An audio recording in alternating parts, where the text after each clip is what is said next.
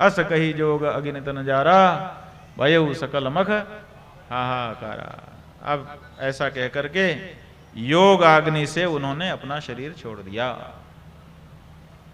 अब इसी घटना को आधार बनाकर के हमारी बहुत सारी माताएं बहनें, जब उनके मन में बहुत बड़ी कोई पीड़ा होती है, कोई बात बहुत गहरी लगी हुई होती है, तो वो सोचती हैं जैसे सती जी ने अपना शरीर छोड़ दिया था, ऐसे ही हम भी जल के मर जाते हैं। तो मिट्टी का तेल निकालती हैं, अपने ऊपर छिड़क लेती हैं और आग लगा लेती हैं।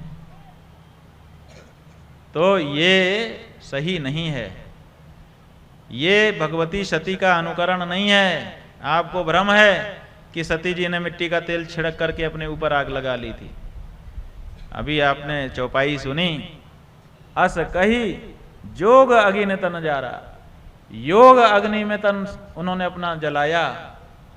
आपको आता है योग अग्नि प्रकट करना?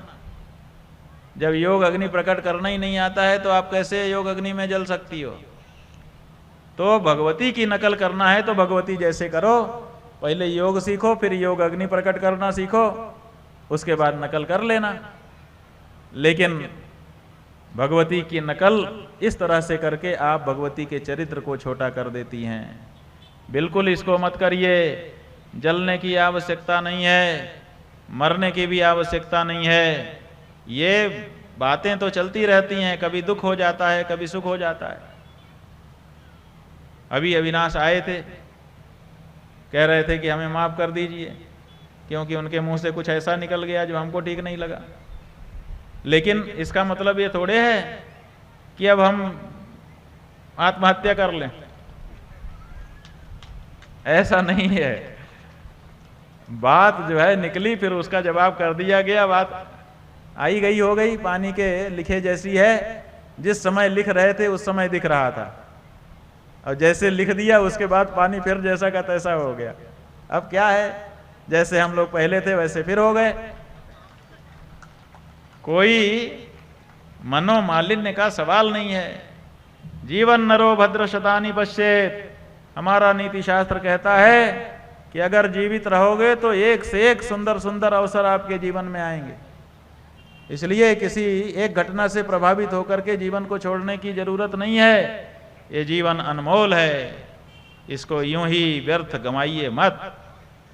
आत्महत्या करना सही नहीं है। आत्महत्या जो कर लेता है, कहते हैं बाकी पापों का तो प्रायश्चित हो जाता है। क्यों? क्योंकि पापी बचा रहता है प्रायश्चित करने के लिए।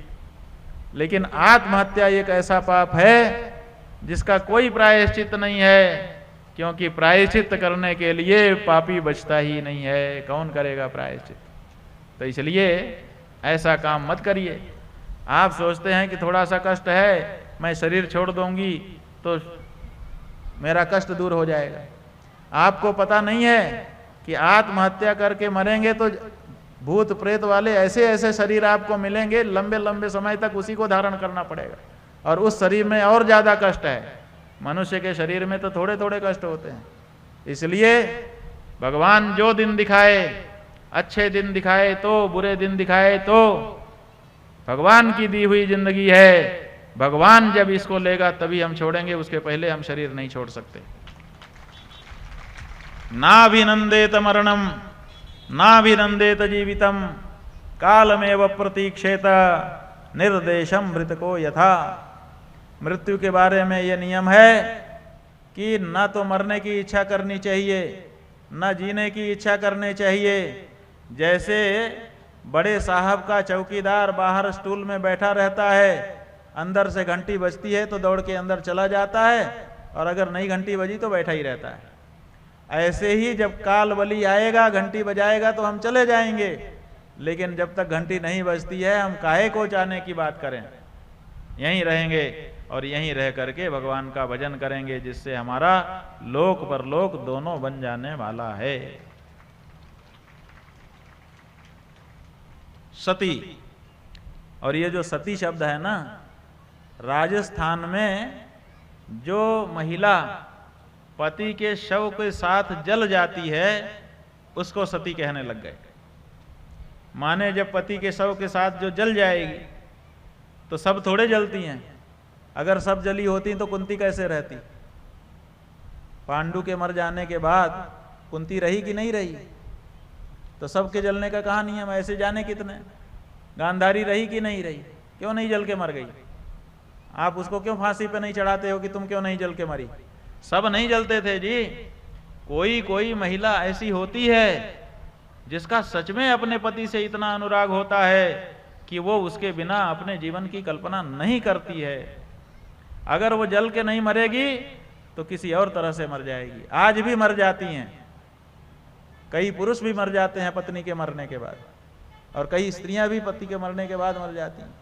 और जो रहती हैं वो भी क्या जीवित रहती हैं? मर जाने से ज्यादा मरी हुई वो बेचारी रहती हैं। तो ऐसी परिस्थिति में जीवन नहीं समाप्त करना चाहिए। वो कोई कोई की बात है जिनका इतना अधिक लगाव होता है कि वो कल्पना नहीं कर सकती हैं उनकी बात। बाकी को भगवत भजन करते हुए या विद्यमान रहना चाहिए।